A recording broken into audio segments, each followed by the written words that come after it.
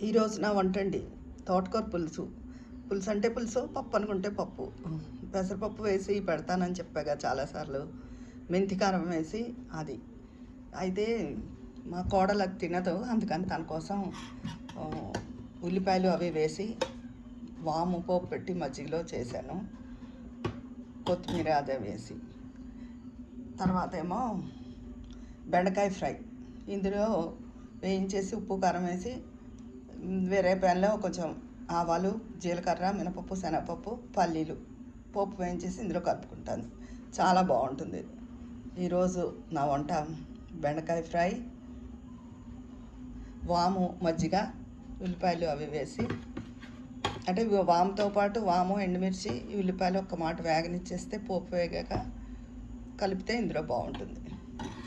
తోటకూర పులుసు అది. ఉంటాను.